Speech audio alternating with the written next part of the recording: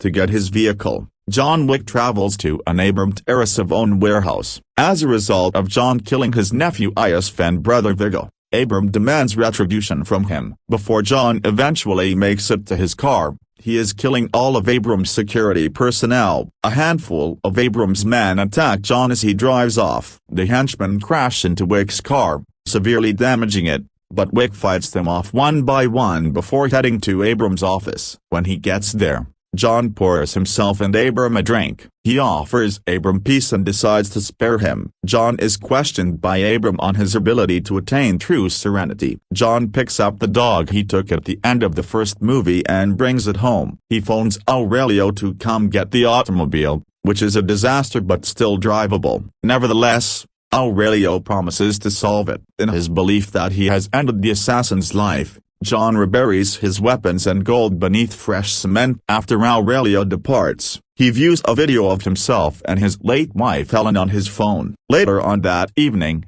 Santino D'Antonio, another assassin, pays John a visit. He gives John a marker that John handed him as he was finishing the work that allowed him to move on from his past existence. The symbol stands for a blood oath requiring John to carry out any task requested by Santino. John declines to assist Santino in spite of being aware of the repercussions. Santino departs John's home and returns with an R-137, which serves as a grenade launcher and is used to shoot grenades that cause John's home to be destroyed. John and the K-9 get away. John meets Winston in the Continental Hotel to talk about the marker and what Santino has asked of him. Since John signed the pledge, Winston is powerless to do anything about it, and if he persists in refusing it, his life is in jeopardy. Karen, the hotel's concierge, will take care of the dog while John is gone. After finding Santino, Owen decides to complete one task for him. Santino wants John to assassinate his sister Diana, who was about to join the High Table, a powerful assassins organization. Santino responds that this is precisely why he sought John for the job when John claims that this is an unattainable target. He required the best. John goes to Rome to do the job since he can see no other way out. He rests in Julius Rome Continental Hotel. John meets with suppliers to be ready, including a tailor to acquire specialized, bulletproof line clothing, a historian to get catacomb maps, and an armorer to get weaponry. John attends Diana's coronation and welcome to the High Table dinner. Cashin, her devoted bodyguard, is with her. John enters Diana's room alone and confronts her. He informs her that he was dispatched by Santino. She forewarns him of what would happen once she dies. She decides to end her life on her own terms by slashing her wrists. Diana is dying in a swimming pool. Job holds her hand until she passes out in remembrance of their prior friendship. John shoots her in the head to give his friend an honest chance to paradise without the weight of suicide, which her Catholic religion forbids, and to claim the marker.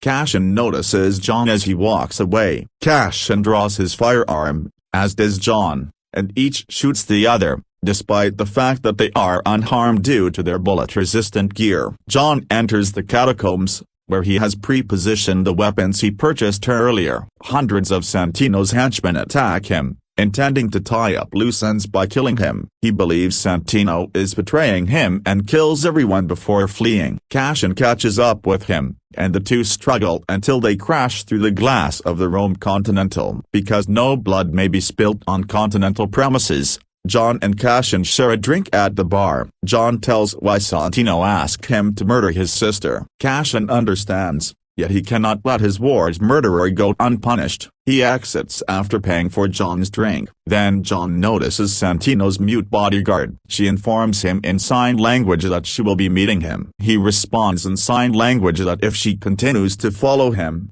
he would terminate her. As John returns to New York City, Santino posts a $7 million contract to assassinate him. The contract is given to all assassins in the area. A female violinist in the subway pulls a revolver from her violin and attempts to murder John, but he subdues her and breaks her neck. A large Asian man pursues John and blows out his brains. Two men in the metro try to kill him, and John viciously kills them with a pencil. Cashin confronts John as he boards the subway and assaults him on the train. John stabs Cashin and inserts the knife into his chest, piercing his aorta.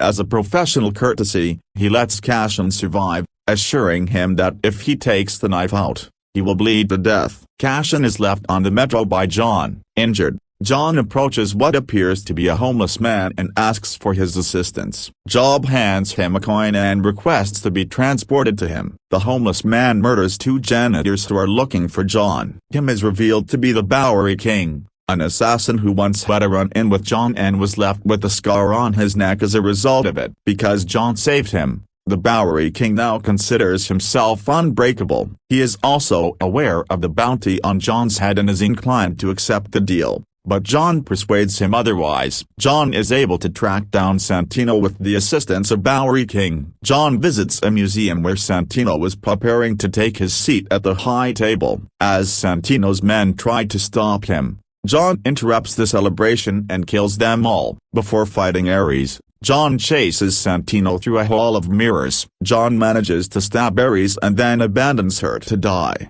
not treating her with the same professional politeness he showed Cashin. Santino hurries to the New York Continental for refuge, knowing he will be attacked from within. In the lounge, John discovers Santino. Winston is aware of what John is about to do and attempts to calm him down. Nonetheless, John murders Santino by shooting him in the head. John returns to Karen to retrieve his dog. The next day, John goes to the park with his dog to meet Winston. Winston informs John that the high table has quadrupled the contract and sent it to every assassin worldwide because he killed on Continental premises. Winston must excommunicate John, but he allows him a 1-hour grace period before the contract goes into effect. It soon becomes clear that everyone in the park is an assassin, and they all have their sights set on John. John informs Winston that if they pursue him, he will kill them all. Winston is in agreement. Winston spreads the word, and John departs. Every person who passes by glances at John,